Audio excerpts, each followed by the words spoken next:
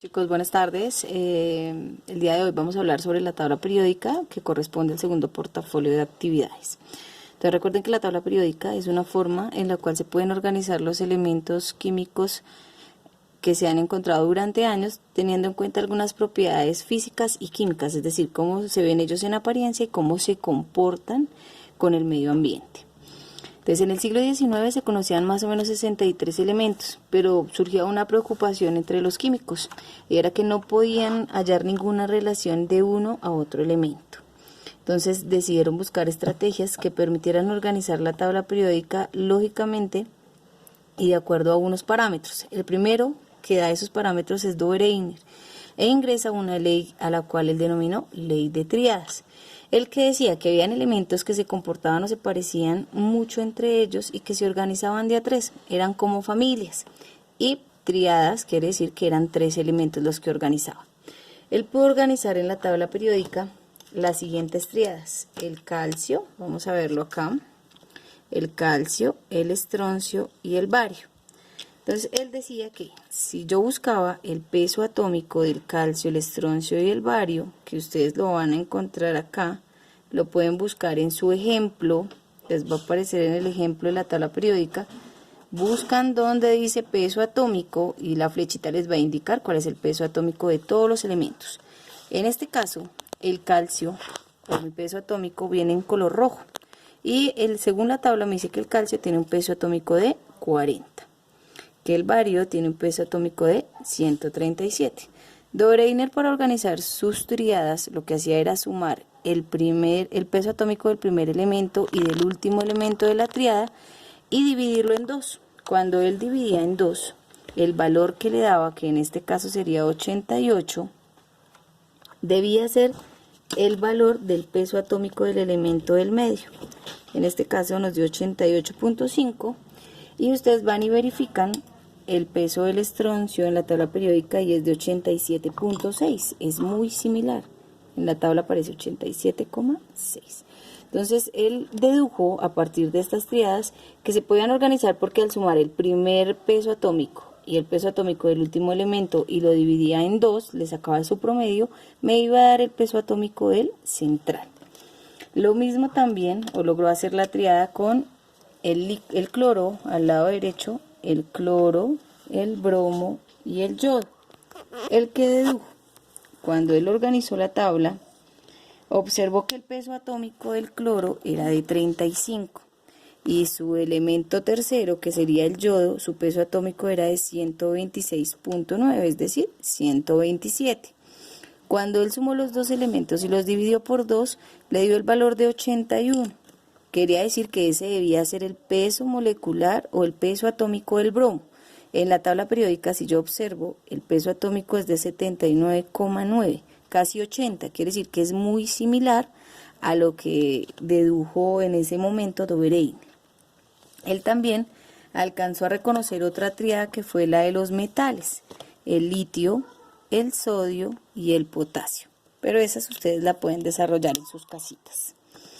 Luego viene el señor Newlands. Newlands fue un químico que relacionó la organización de la tabla periódica teniendo en cuenta las notas musicales. Ya saben que las notas musicales son do, re, mi, fa, sol, la, si y nuevamente la do.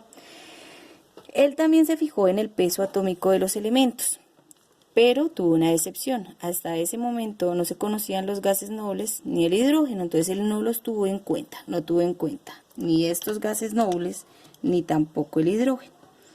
Y empezó a contar de a 8 elementos siguiendo las notas musicales y se daba cuenta que el primero y el octavo quedaban en la misma columna vertical. Vamos a hacerlo desde el litio. Como se observa aquí en el ejemplo, el litio sería la nota musical do, el berilio sería re, el boro mi, carbono fa, nitrógeno sol, oxígeno era la y flúor era si. Como los gases nobles no existían, quería decir que do tenía que ser el elemento sodio. Volvía y empezaba do, re magnesio, aluminio, mi, fa silicio, sol fósforo, azufre la, cloro sí y el Do nuevamente venía a ser el potasio. Pudo organizar 2 filas horizontales y 3 de los elementos en la primera columna y de las otras columnas pudo organizar de a 2 elementos. ¿Por qué hasta ahí cabe la ley de Newlands? Porque resulta que cuando llegó al potasio y empezó a contar sus notas musicales, ya el octavo elemento no se ubicaba debajo del potasio, sino que su octavo elemento iba a ser el hierro. Do, re, mi, fa, sol, la, si, do. Al ser elemento de hierro, pues ya no cumplía la ley de las octavas, aluciendo que el hierro debía quedar debajo del potasio para que fuera correcta. Hasta ahí se puede organizar la tabla periódica según la ley de octavas. Luego viene otro señor que se llama Dmitri Mendeleev. Él organiza la tabla periódica también en base a sus pesos atómicos. Él dice que 1. Se organizan en orden ascendente, es decir, de menor a mayor peso atómico. Y 2. Que están organizados en unas columnas verticales llamadas grupos, que son estos de acá, eran llamadas grupos o familias. Y ustedes las van a identificar porque en la parte superior van a estar enumeradas en números romanos. Entonces, los grupos o familias eran todos los elementos que se organizaban de forma vertical y se consideraban familias porque presentaban propiedades muy similares entre sí o comportamientos similares. Por el contrario, también se observaba que a nivel horizontal se organizaban en algo a lo cual se les llamaba periodos. Y los periodos son las filas verticales que vamos a encontrar en nuestra tabla periódica. Dmitri Mendeleev observó que cuando organizaba los elementos de menor a mayor peso atómico, pues todos se podían organizar y cumplían las reglas de las familias, es decir, de los grupos y de los periodos. Pero se dio cuenta o tuvo una excepción con 2 elementos que fue el telurio y el yodo. Resulta que esos 2 elementos, si miramos el peso atómico, el del telurio que está primero es de 127 y el del yodo que está de segundas es de 126. Según la ley de Dmitri Mendeleev, el yodo debía ir primero y después el telurio, ya que tenía menor peso atómico. Pero químicamente el comportamiento y físicamente daba que el yodo no hacía parte de la familia 6A, sino de la familia 7A, que era el grupo de los halógenos. Entonces, fue la única excepción que tuvo el señor Dmitri Mendeleev.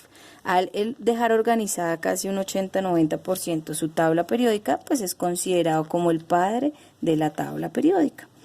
Luego viene Moseley, que es el último, o es uno de los últimos, y él se encarga de dejar la tabla periódica como la dejó Dmitri Mendeleev, pero establece que la organización de la tabla no es por su peso atómico, sino por su número atómico. Entonces vamos a observar aquí en el ejemplo, el número atómico es este grandecito azul que yo tengo acá. Entonces él observaba que sí se organizaban todos de menor a mayor número atómico. Miramos el hidrógeno y tiene el número 1. Pasamos al helio, que sería acá, tiene el número 2, me devuelvo. El litio tiene el número 3, el berilio el 4, paso al boro que tiene 5, el carbono tiene 6, el nitrógeno tiene 7, el oxígeno 8, el flúor 9, el neón 10 y así sucesivamente está la tabla. Entonces, al finalizar, la tabla queda organizada es por su número atómico y no por sus pesos atómicos. Bueno, chicos, espero que les sirva este video que hice para ustedes con mucho cariño y espero que todos se encuentren muy bien en las casitas, muy juiciosos. Nos vemos en clase.